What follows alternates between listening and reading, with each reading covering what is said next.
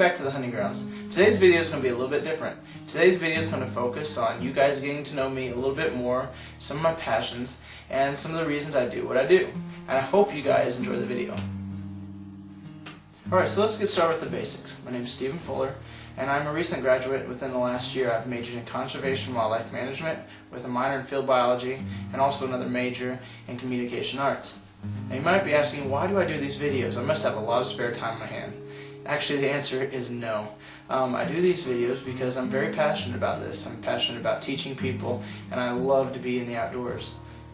So my idea behind making these videos is a lot of the videos on television that people make, they do show you how to manage your property, they do show you how to increase your deer populations or your turkey populations, but those are usually centered around people that have a couple hundred acres, or they might have even thousands of acres, and they have the resources and the funds available to do so. Now my videos are geared towards a different audience.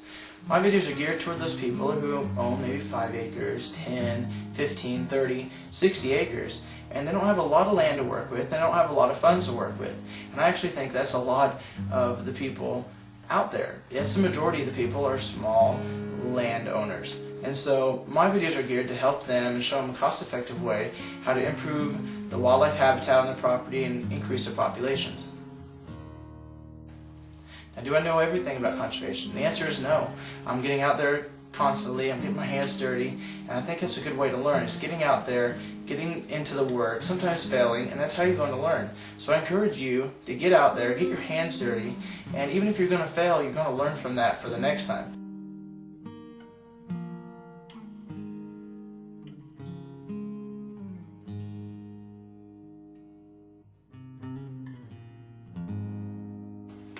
So like I stated earlier, the outdoors is a huge passion of mine, but not only is the outdoors a huge passion of mine, youth is a huge passion of mine. And getting the youth involved in the outdoors, whether it's IDing trees or birds or wildlife or going out and shooting guns, I love getting the youth involved. It's just something that I think our culture is getting away from, is introducing the youth into the outdoors. God's given us creation, He's given it to us to manage and maintain and pass on to future generations, where we now aren't educating our younger generations, and they just don't have the respect for the outdoors. And it's just something that our culture has done, and it's a huge passion of mine to get the kids back into the outdoors.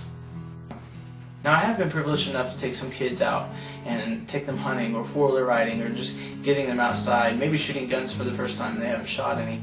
But I don't own my own property, and I probably won't ever own my own property. It's expensive, and just not a real wealthy person, and that's not something I desire to be. Anything that I probably get would go to my dream. Now I have this huge dream, and it's been my dream for a very long time, and it's changed through the years as I've grown up. I got involved in the youth, and I got involved in camps for underprivileged kids and troubled teens. And let me tell you, it's added, I think, to my whole dream. And now it's not, do I just want to have a hunting lodge and provide all this great experiences for all these hunters. I want to get the youth involved now.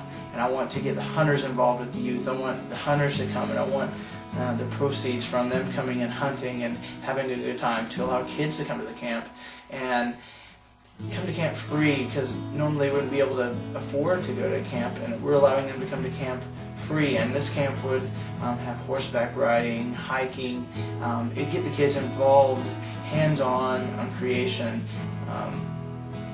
teaching them what is actually out there, what God has given them, and how to maintain it, how to manage it, and how to do your part in taking care of it. Eventually it will happen. It's all in God's plans and all in God's timing, and I do have to do my part too. And that's part of making these videos, is getting myself out there, showing people that I do know what I'm talking about, that I am passionate enough to do this, and that even though this takes up a huge amount of time, and I don't have a lot of free time, and I don't get paid to do this, that I am passionate about it, that I am going to put the time into it no matter what, because I know in the end it's going to pay off in the long run.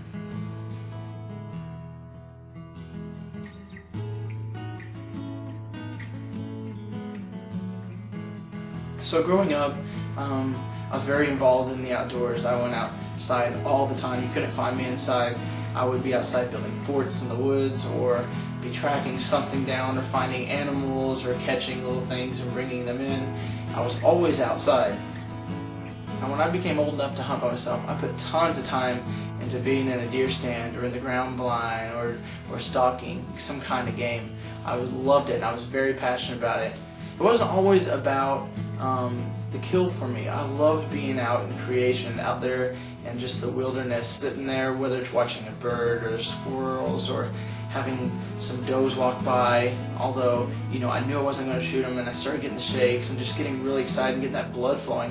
And there was those days that I didn't see anything, but that was okay with me. I wasn't out there to always kill something, to shoot the first thing I saw. It was just enjoying the outdoors, enjoying God's creation. Now, everybody remembers when I took the first buck, and that's probably one of my most memorable hunts.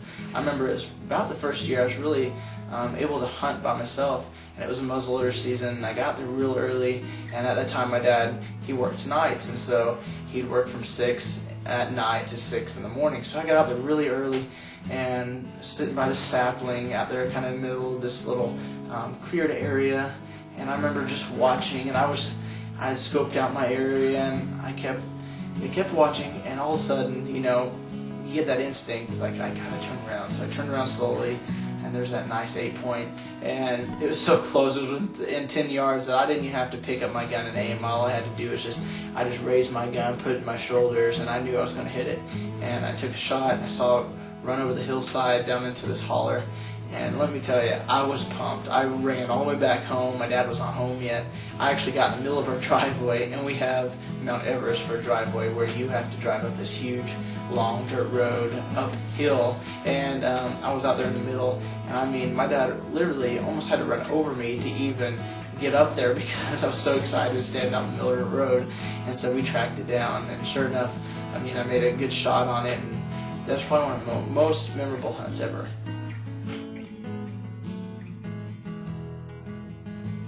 Now, real quick before we wrap up this video, our property has been doing great. Our food plots are sprouting, some of them are growing a ton, and the deer are starting to hit on the food plots and on the mineral licks.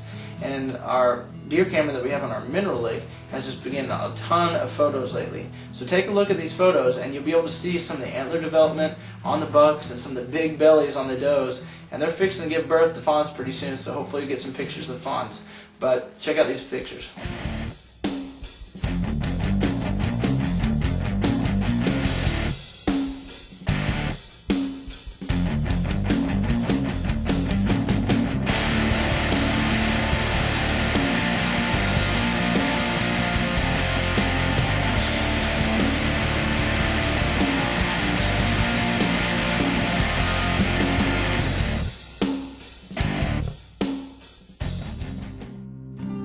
Well guys, thanks for tuning into the Hunting Grounds. I hope you guys enjoyed it, and I hope I didn't bore you too much.